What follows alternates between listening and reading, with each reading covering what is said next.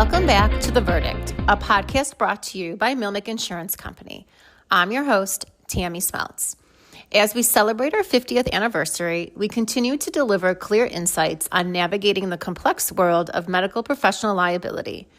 Join us as we cut through the noise to bring you essential information, expert perspectives, and compelling discussions designed to help you protect your practice and your patients.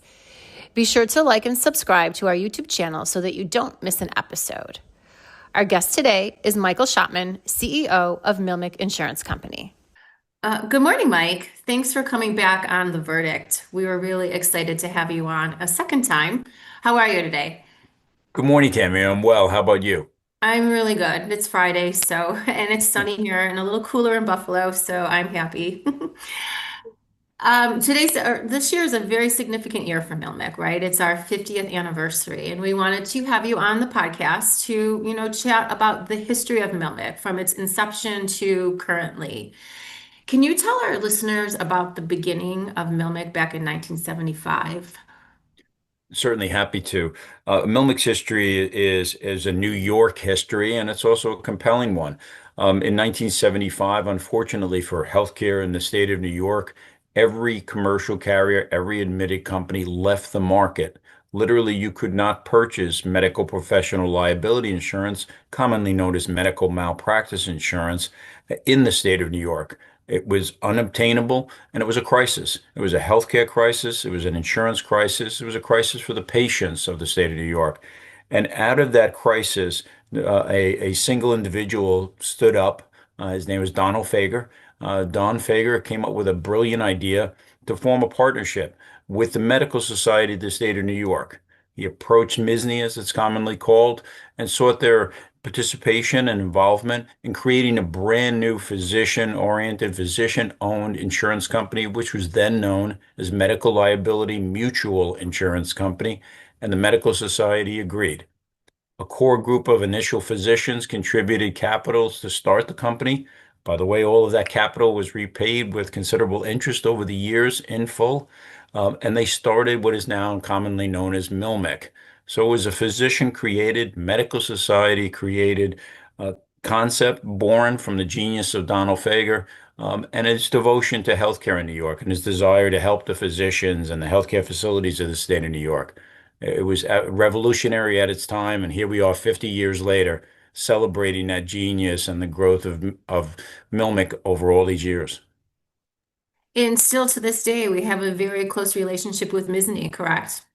Correct. We are truly a partnership between MSNY and MLMIC. I would say our relationship has never been stronger. Even though we started 50 years ago together, we've grown considerably. We partner on many initiatives throughout the state, whether it be continuing education, risk management, sponsorship of events celebrating MSNY's great agenda and efforts in the state of New York. So we are stronger than ever and aligned more than ever. And I think that's to the benefit of the physicians of the state of New York. And I think MSNY would readily agree to that. And I agree. We are very grateful for our partnership, not only with MSNY, but also with the county medical societies throughout the state, that we continue to grow decade after decade. It's interesting that MLMIC now, while having started out with a singular entity in MSNY, now is endorsed by over 70 medical societies, as you point out, county medical societies, specialty societies throughout the state of New York. There's virtually no aspect of healthcare in New York, whether it be the hospitals, working with Haney's, working closely with Greater New York on many initiatives. We enjoy a greater connection with healthcare than we ever have, and frankly, a greater connection than anyone else does in the state of New York. Right. And I would say we're the expert in medical professional liability insurance and defending cases throughout the state, right? We have all that expertise. Right, 50 years of no one else doing it bigger, no one else doing it more. And as you point out very well, an experience record, data points, and analysis capabilities that no one else can match. Now, going back to the beginning of time, I know you mentioned Mr. Fager, and unfortunately, I never had the opportunity to meet Mr. Fager, but I have met Mr. Amsler quite a few times. He was a lovely man, and I think we recently saw him in New York about a month ago. But Mr. Fager and Mr. Amsler, they were both defense attorneys or trial attorneys, right? And I'm just wondering, how did their experience um, kind of guide us in defending claims? I think you point out very well that both Mr. Fager, Mr. Lamsler, and I think continuing that tradition in a very humble way, were defense attorneys and continuing it under my watch now as well. That was my background as I came on board very proudly to MLMIC. We continue the same passion in defending healthcare professionals, whether they be hospitals, healthcare facilities, medical groups, or individual physicians. Mr. Fager, Mr. Amsler, and I all shared that same passion and purpose. All of our careers were only spent defending healthcare professionals and healthcare facilities. So we come to MLMIC with a passion for advocating for healthcare professionals, defending them, and very passionately about protecting them. And I think that's what contributes to the leadership of MLMIC in the state of New York is that we are devoted to doing all three, protecting, defending, and advocating for healthcare professionals in New York. Yes, and that's really good to know. I think that brings out a good point for our listeners is we're not just a company that sells insurance. We don't just sell policies. Our company was based on or was formed by medical malpractice defense attorneys, and their main focus was to defend doctors, right? So since the beginning of time, we weren't just really writing insurance, we were really also focusing on defending healthcare providers.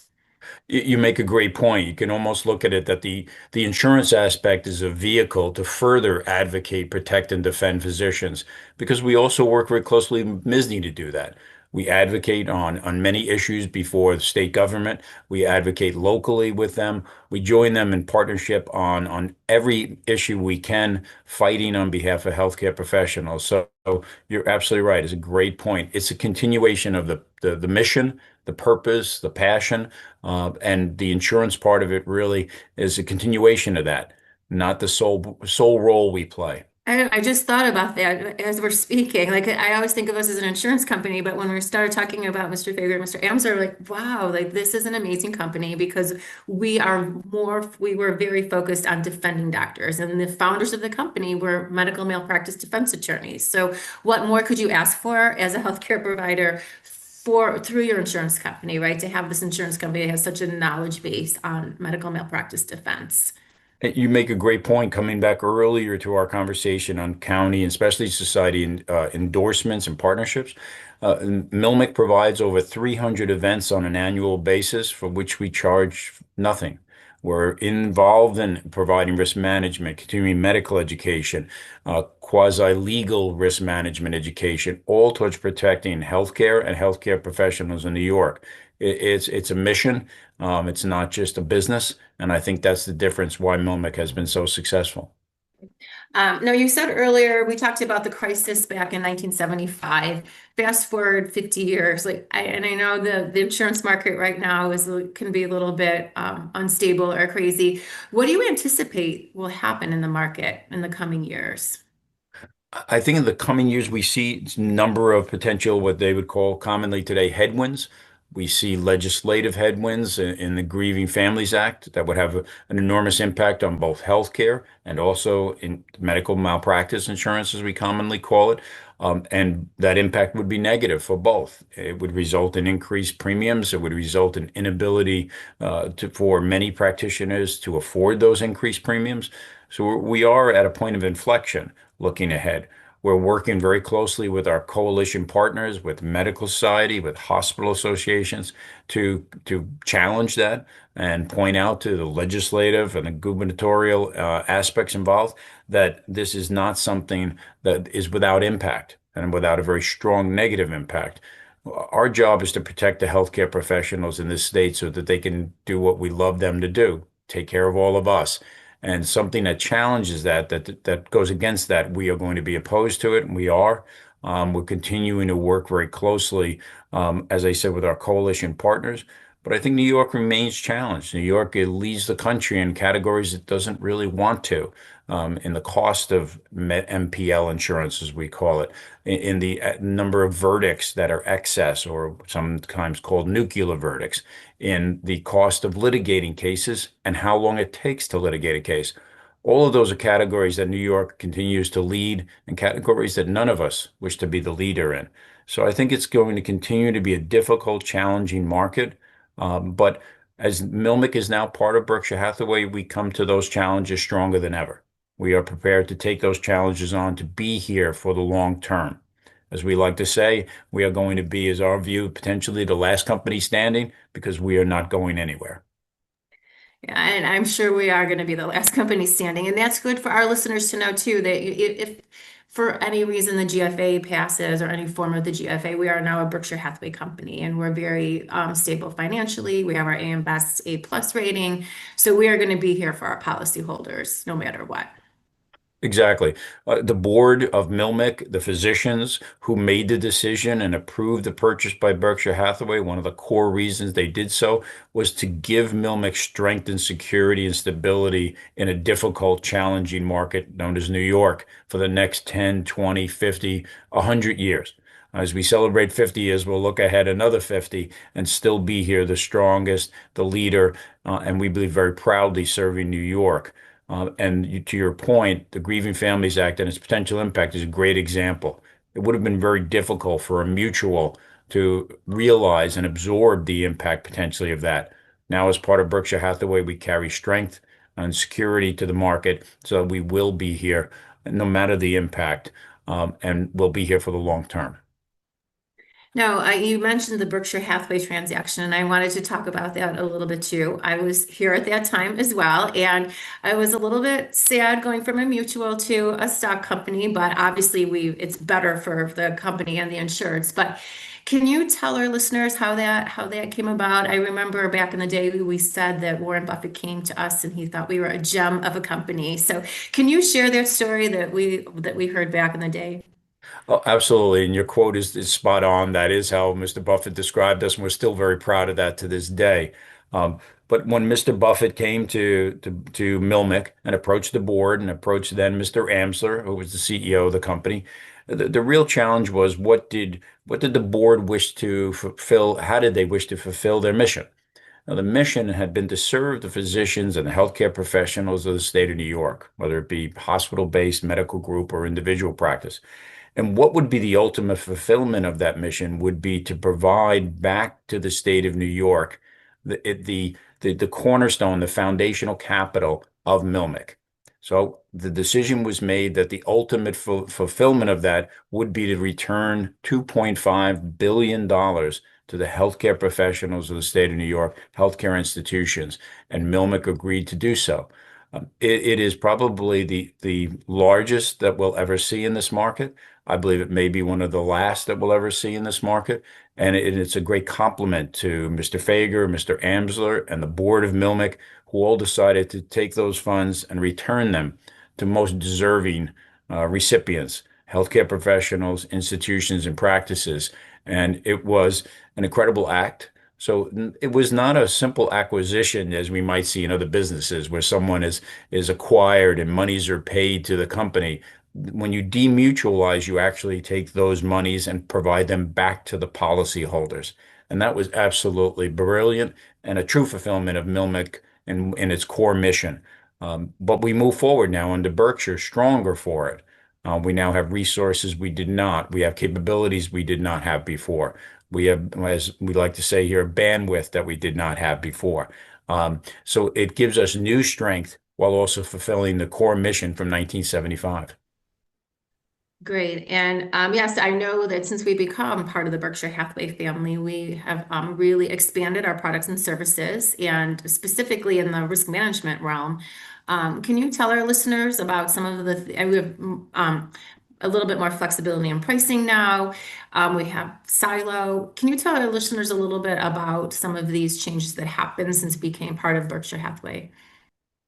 Absolutely. First, you mentioned very well risk management. It's important for everyone to realize that we deliver a suite of risk management services, very unique, meaning we deliver on-site services by local risk management consultants. So we're not bringing in someone from Iowa, California, or Florida who may not understand what it's like to practice in Watertown, New York in the middle of winter.